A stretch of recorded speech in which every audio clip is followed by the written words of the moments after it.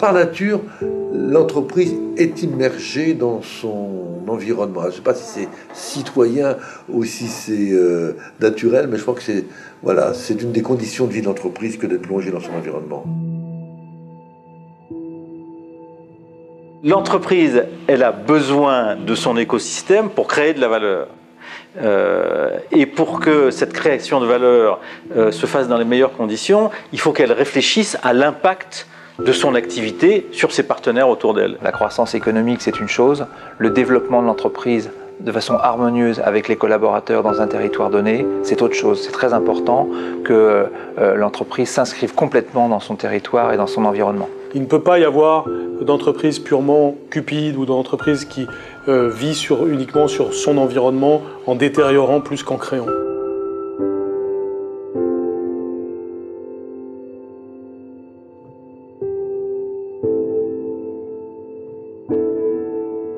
En tant que citoyen, déjà, je veux dire, on a une vie, une famille, des enfants. Et on se sent concerné par les sujets de l'environnement et de la responsabilité de l'entreprise. Une entreprise n'a, de mon point de vue, aucun intérêt à perturber le climat et à gêner l'environnement, ou en tout cas à polluer l'environnement, parce que ce faisant, c'est les habitants de la planète qui sont menacés, et comme les habitants sont en général aussi les consommateurs, on est tous dans le même bateau.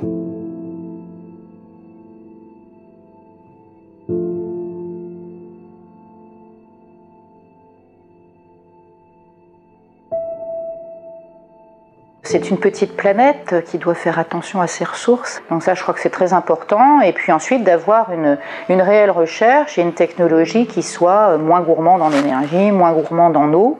Donc ça, c'est au cœur de notre recherche et du travail de nos ingénieurs. Et ça les motive. Aujourd'hui, dans les jeunes qui arrivent chez nous, c'est un driver extrêmement fort.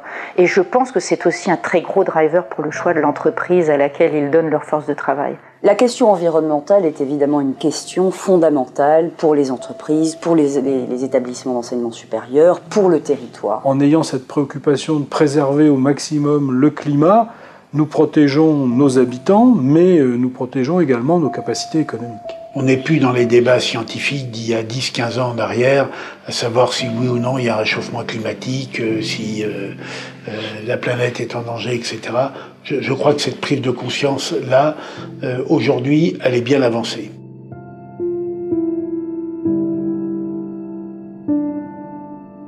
La planète se réchauffe parce que nous nous comportons de manière parfois irresponsable, avec des visions à très court terme.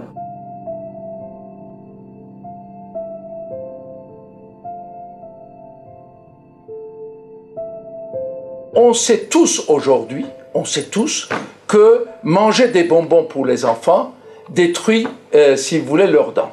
Qu'est-ce qu'on dit? On ne dit pas ne mangez pas de bonbons, on dit il y a des pâtes dentifrice au fluor, etc., qui vous mettent vos dents en situation de résister à ce que vous mangez. C'est quand même extraordinaire.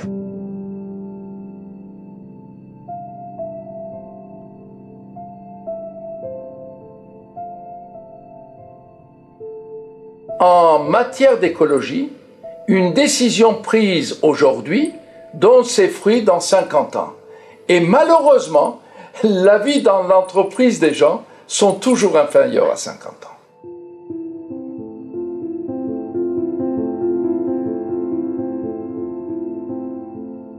Aujourd'hui, nous savons que c'est un enjeu de vie pour l'homme, de durabilité de l'existence de la planète et de l'existence humaine. Il est donc vital que l'entreprise développe une vision à long terme. Je crois que cette conviction maintenant est partagée et que les entreprises, comme l'ensemble des citoyens, ne peuvent pas faire l'économie de leur réflexion sur ce sujet.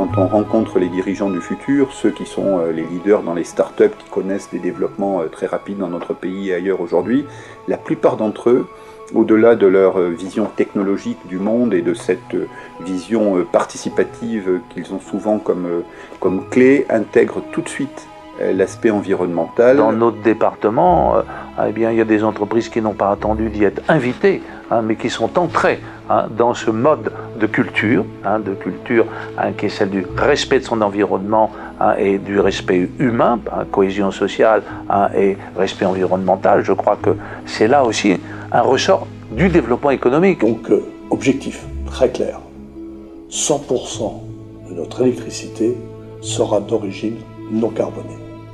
Engagement d'une entreprise citoyenne. Tout ce développement-là, toute cette économie-là, fait partie de l'avenir de la planète. Ne pas gâcher, pouvoir réutiliser, ne pas gaspiller, c'est quelque chose de fondamental. On a bien conscience qu'il ne faut pas trop tirer sur la corde des énergies fossiles notamment, mais pas seulement, et qu'il est plus que temps qu'on puisse qu'on mette en place un certain nombre de dispositifs, on va dire de recyclage ou d'économie circulaire, on va dire.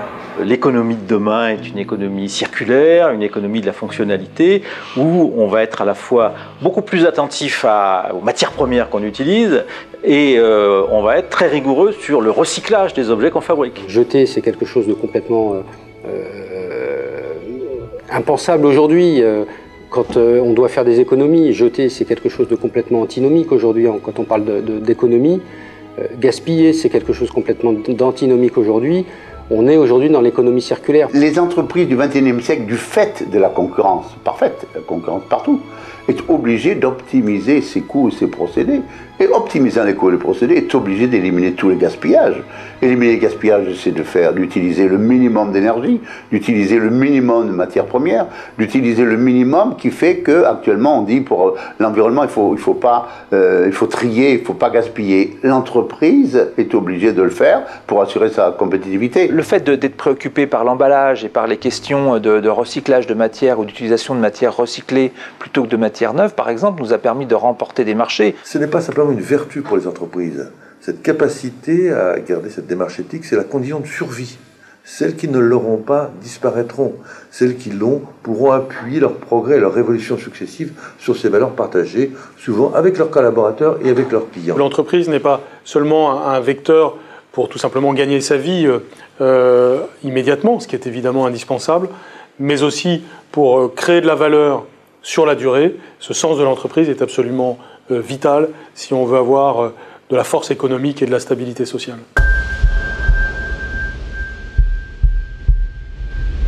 Ce qui se passe, c'est qu'on est dans un monde, on ne peut plus dire en évolution, on peut carrément dire maintenant en révolution permanente, et les entreprises doivent évoluer en permanence dans leurs produits et dans leurs services. Ce qui reste, à mon avis, de façon permanente, c'est un certain nombre de valeurs partagées au sein de l'entreprise. C'est ça le fil conducteur. Créer de la valeur pour la partager avec les clients, avec les salariés, avec l'actionnaire qui s'est mis en risque, et tout ça dans des conditions respectueuses effectivement du développement de chacun. Les individus, ils sont ce que je veux dire par là, c'est que ils sont attachés à leur travail, ils sont attachés à la réussite de l'entreprise, mais ils sont attachés aux valeurs que véhicule cette entreprise et à son empreinte dans le monde. Je pense qu'on est passé du monde où il y avait le travail et la vie personnelle avec le mur de Berlin entre les deux. Je pense que tout ça, c'est terminé. Et qu'en fait, ce qui est intéressant, c'est la recherche de cohérence. C'est vrai qu'il ne faut surtout pas opposer ce qui se passe au niveau individuel de ce qui doit se passer au niveau de l'entreprise ou de façon plus large dans la société. Nous sommes en train de vivre une très très grande mutation dans la représentation que nous nous faisons du monde. Quand on connaît des années difficiles, on a un peu tendance à se recentrer sur soi-même, à essayer de s'en sortir, mais il ne faut pas perdre de vue qu'on est dans un cadre plus large et qu'aujourd'hui, on a plus à faire que juste son intérêt propre. Je ne suis moi-même que lorsque je vois l'autre. Donc, si vous voulez, si je n'aide pas l'autre, qui va le faire? L'autre, c'est moi qui n'est pas dans moi, si vous voulez. Et je dois penser à l'autre plus qu'à moi-même. Et dans cet autre-là, il ne faut pas le prendre sans l'espace-temps. Penser à l'autre de demain. Pour que les affaires aillent mieux, pour que l'entreprise puisse assurer un bon développement durable, encore faut-il qu'elle ait la possibilité de faire des affaires et d'avoir des clients. Et puis ça induit quoi? Ça induit le climat social. Nelson Mandela disait « faire pour nous, sans nous, c'est faire contre nous ». C'est pour ça qu'il faut faire avec les gens et c'est comme ça que les choses avanceront. Ces enjeux ne se fassent pas au bénéfice de toujours les mêmes, mais permettent à tous de se développer parce que le développement durable, c'est aussi l'emploi, c'est sortir encore des milliards de personnes de la pauvreté, c'est permettre d'accéder à des services essentiels comme sont l'eau. Donc on voit bien que les enjeux sont multiples. Alors comme les enjeux sont multiples et lourds, autant que chacun à son niveau, même si parfois les problèmes nous dépassent, fasse preuve de responsabilité. La responsabilité sociétale est aujourd'hui un encouragement à être pleinement citoyen. On n'est pas seulement citoyen de son pays, je crois qu'on est citoyen du monde.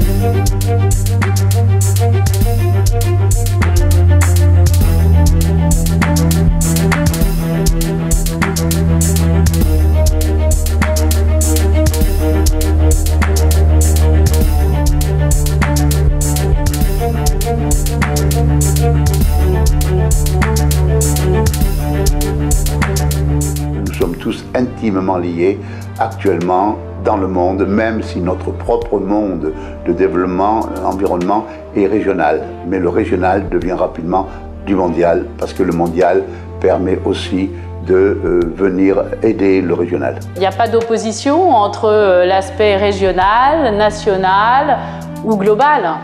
C'est un tout et nous travaillons de façon matricielle dans cette organisation. Ce qui se fait ici a un impact potentiel à l'autre bout de la planète et que l'on doit donc avoir une analyse, une vision de cette responsabilité à l'échelle mondiale. Une vision qui est ambitieuse, qui consiste à améliorer la vie de chaque entreprise, de chaque foyer, de chaque individu. L'étymologie de climat, c'est inclinaison de l'axe de la Terre vers les pôles.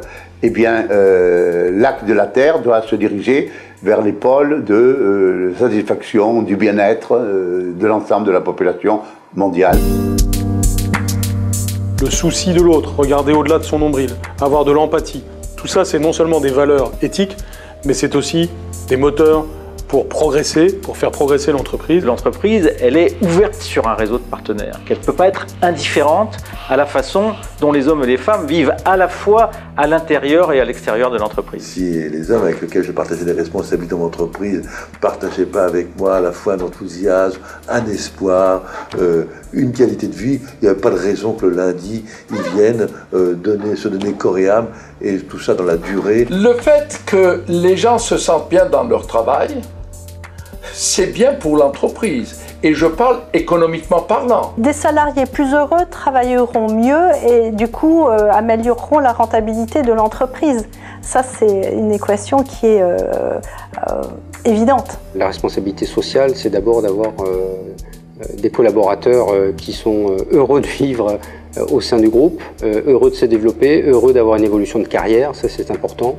L'aspect social pour nos collaborateurs est fondamental. L'entreprise du XXIe siècle a une obligation de faire en sorte que l'ensemble du personnel soit heureux de travailler ensemble, d'ailleurs pour un résultat qui permet d'avoir la meilleure compétitivité possible, parce que les gens qui sont heureux sont beaucoup plus énergiques et sont beaucoup plus créatifs. Dans toutes les entreprises en ce moment, on a besoin de gens qui proposent des solutions innovantes et qui bousculent un peu les idées reçues. Donc nous devons avant toute chose se préoccuper du bien-être de nos collaborateurs. On recherche tous un peu d'humanité et de sensibilité dans le monde dans lequel nous vivons.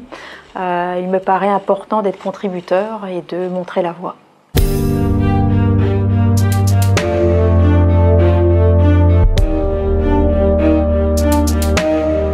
Les mêmes questions se posent au même moment où que nous soyons. Donc nous ne pouvons plus avoir de stratégie dans lesquelles nous dirions voilà quels sont mes intérêts, voilà quels sont mes objectifs et je m'occuperai à un autre moment de mon impact sur l'extérieur. L'altruisme n'est pas seulement un supplément d'âme pour l'entreprise. C'est pas l'entreprise qui agit tous les jours et puis qui de temps en temps pense à faire du bien pour en quelque sorte se justifier vis-à-vis de l'extérieur.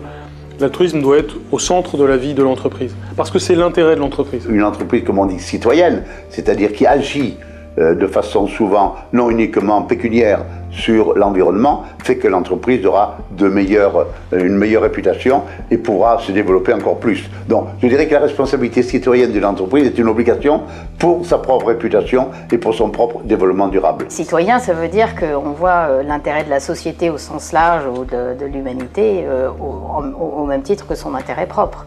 Donc effectivement, les entreprises doivent évoluer pour intégrer ça. Aujourd'hui, toutes les entreprises ne sont pas citoyennes. La citoyenneté, pour moi, c'est tout simplement avoir conscience de l'environnement au sens large dans lequel on évolue. La première nature de cet environnement, c'est l'environnement humain. Et le chef d'entreprise est particulièrement bien placé puisqu'il travaille avec des salariés, plus ou moins nombreux, mais avec des salariés qui éveillent sa conscience en quelque sorte de la nécessité de la prise en compte de l'autre. C'est quand on sait mener des équipes, quand on sait travailler à plusieurs, que l'on est véritablement dans l'esprit d'entreprise. Et être citoyen, c'est un peu la même chose. Être citoyen, c'est tenir compte des autres, tenir compte de la collectivité, vivre dans la cité.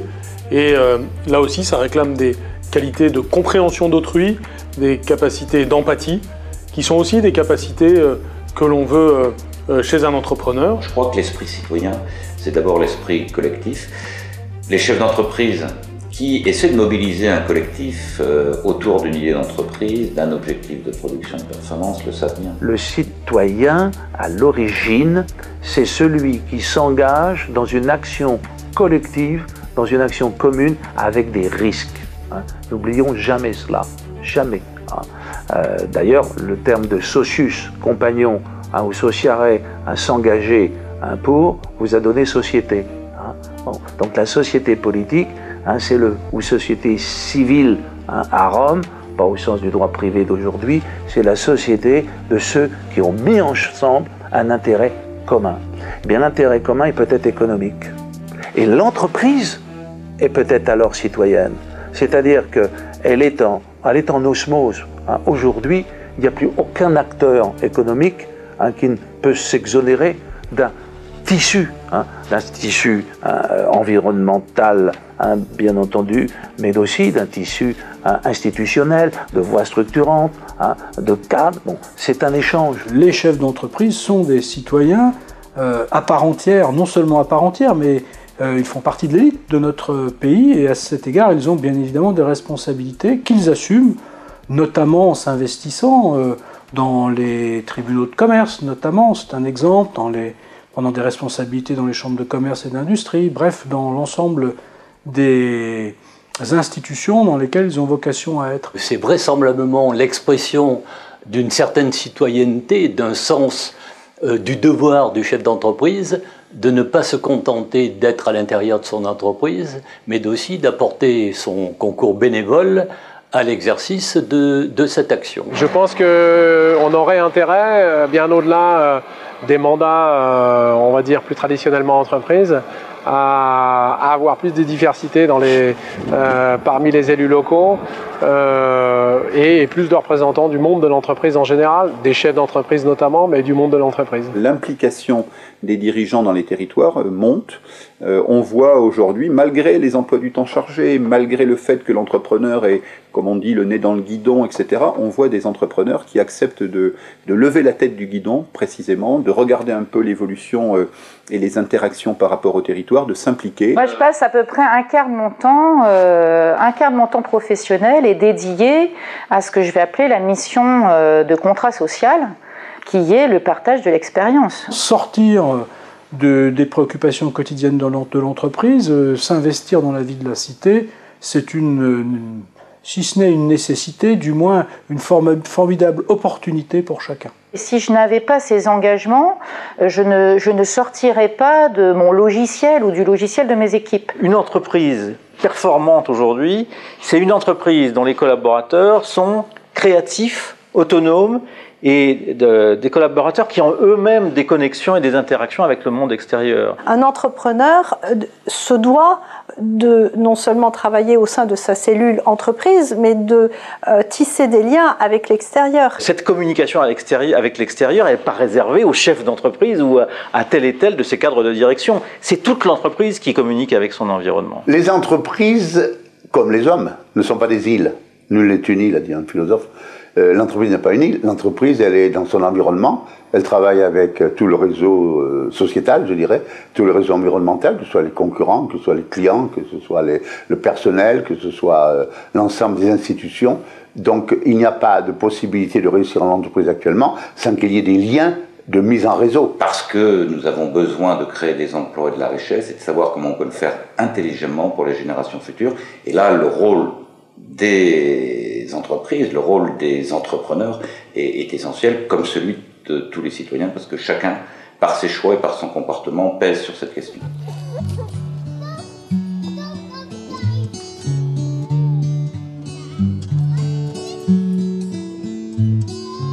On dit qu'il y a certaines classes de population qui ne sont pas amenées à travailler ensemble, alors que nécessairement tout le monde doit travailler ensemble, puisque tout citoyen doit avoir un emploi. Il y a plein de jeunes, soit qui aujourd'hui n'arrivent pas à trouver un emploi, n'arrivent pas à ils n'ont pas forcément le bon CV ou le code, ou même quand vous avez un bon CV, deux fois, voilà, il y a des difficultés à trouver de l'emploi parce que le marché du travail devient de plus en plus compliqué. Donc qu'est-ce qu'on fait quand il n'y a plus d'emploi? On baisse les bras? Ben non, quand il n'y a plus d'emploi, ces jeunes-là ont décidé de créer leur propre emploi. On peut réussir à écrire de très belles histoires. Il faut simplement être présent et faire ce qu'il faut pour aider, donner les petits coups de pouce, prendre une partie des risques et de la complexité pour que les belles histoires aillent jusqu'au bout. Si on veut que la France se développe sur le plan économique et socialement, on a besoin de créateurs d'entreprises et on a besoin de chaînes d'entreprises. La première responsabilité sociétale de l'entreprise, c'est la volonté de croissance, ou tout au moins la volonté de mettre en place des actions qui permettent la croissance, qui, une fois qu'on a fait des améliorations de productivité indispensables pour rester compétitifs, vont amener les entreprises à créer des emplois. Plus on crée d'entreprises, plus on développe une activité économique et plus on crée l'emploi. L'emploi, c'est la meilleure façon de socialiser, entre guillemets, de trouver sa place dans la société. Donc pour nous, c'était quelque chose qui est très très important de soutenir ces entrepreneurs qui existent dans nos territoires. Parce que voilà, un entrepreneur qui réussit, forcément, il créera de l'emploi dans son territoire. Parce que lui-même, il a vécu ces difficultés. Il pourra faire confiance à des jeunes qui personne ne fait confiance aujourd'hui. Et ça, c'est important. Il faut savoir que aussi dans nos quartiers, de manière générale, que la culture de l'entrepreneuriat gagne de plus en plus de terrain. Le développement de l'initiative, de l'activité et de la création d'emplois sur notre territoire, c'est une manière de contribuer, tout simplement, au développement de la croissance et puis aux gros problèmes de société, de chômage et de manque d'activité qui existent un peu partout et notamment ici. Il faut des conjonctions d'énergie. On n'y arrivera pas tout seul. On n'y arrive pas tout seul. Le développement d'un territoire, c'est pas l'affaire d'un homme, d'une catégorie, d'une institution. C'est véritablement en mettant en synergie les acteurs, ceux qui vivent. Changer le monde, c'est pas prendre le globe, le secouer dans tous les sens et dire j'ai changé le monde. Changer le monde, c'est plusieurs initiatives de plusieurs personnes qui mettent leurs compétences au service de leurs valeurs, des valeurs de justice, des valeurs de solidarité, des valeurs d'entraide. Nous avons de nombreux contacts avec des institutions, des organisations qui favorisent l'insertion sociale, l'insertion professionnelle. Il faut que nous soyons dans un partenariat, un public-privé en quelque sorte. Le fait de se coordonner et de mener des actions en commun, de créer des liens de confiance avec les différents acteurs de notre territoire, oui, c'est un facteur clé de succès important. Aujourd'hui, on sait pas fonctionner tout seul. En fait, on fonctionne mieux quand on fonctionne en groupe. Qui aujourd'hui peut oser dire « j'ai besoin de personne ». Voilà. Aujourd'hui, la transversalité s'impose et l'entreprise a besoin de cela. Pour moi, c'est évident. on ne peut pas, quand on est entrepreneur, surtout si on est en difficulté, rester seul et isolé dans son coin. Nous avons, au Mouvement des entreprises Val-d'Oise, au MEVO, nous avons tout type d'entreprises, des TPE, des PME, des ETI, des grandes et très grandes entreprises. Et notre responsabilité citoyenne de réseau, qui est le MEVO, c'est de mettre ensemble, justement, en réseau, les grandes entreprises avec les petites, avec les moyennes, pour qu'elles puissent faire du travail en commun et qu'elles puissent assurer leur développement parce qu'elles travaillent ensemble.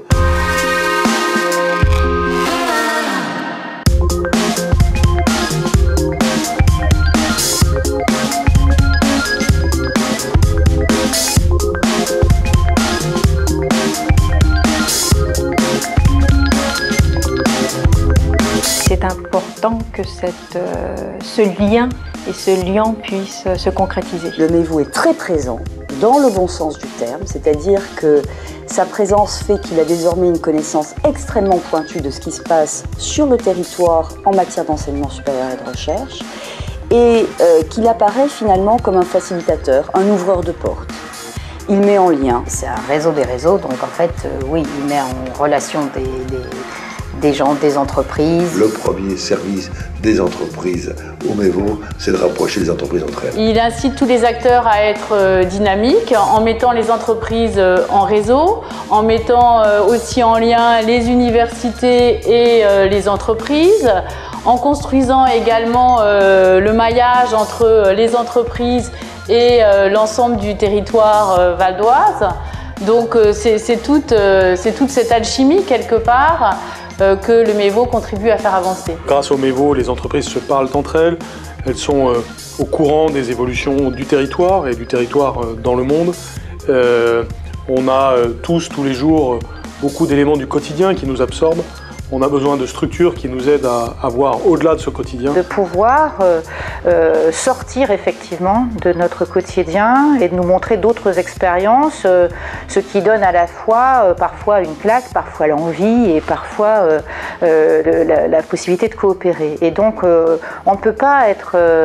on est forcément impacté par cette mise en relation. Le MEVO est un lieu où on peut réfléchir à plusieurs sur notre programme de développement durable. On ne peut plus imaginer une entreprise fermée sur elle-même.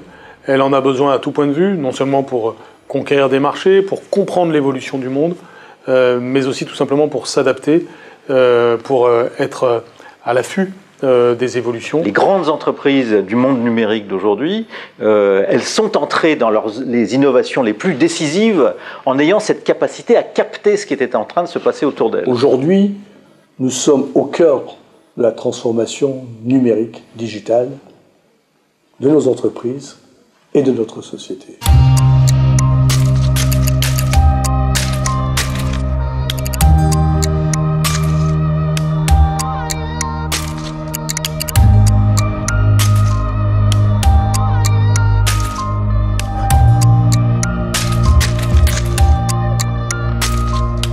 La meilleure façon de croître, c'est de se développer en dehors des frontières, parce que toute entreprise qui se développe dans le monde a en moyenne une croissance de fois supérieure à celle qui ne la fait pas. A fortiori, quand il y a une récession un petit peu sur le marché national, la nécessité de développer des affaires internationales s'impose de façon assez évidente. Il faut toujours développer, se projeter, partir loin, imaginer d'autres choses, trouver d'autres marchés,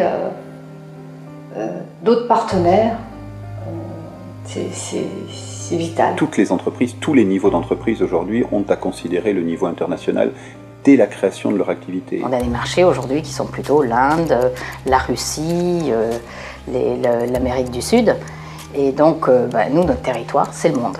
Alors, effectivement, notre impact, je ne sais pas s'il est au niveau mondial, mais nous, par contre, c'est notre terrain de jeu. Ce qu'on crée dans un endroit est développé et accepté par le reste du monde.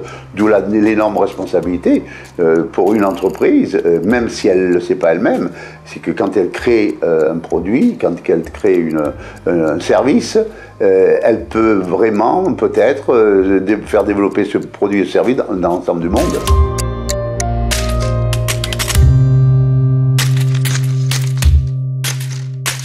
Donc nous sommes là pour faire en sorte que le monde soit dans le Val d'Oise et que le Val d'Oise soit dans le monde.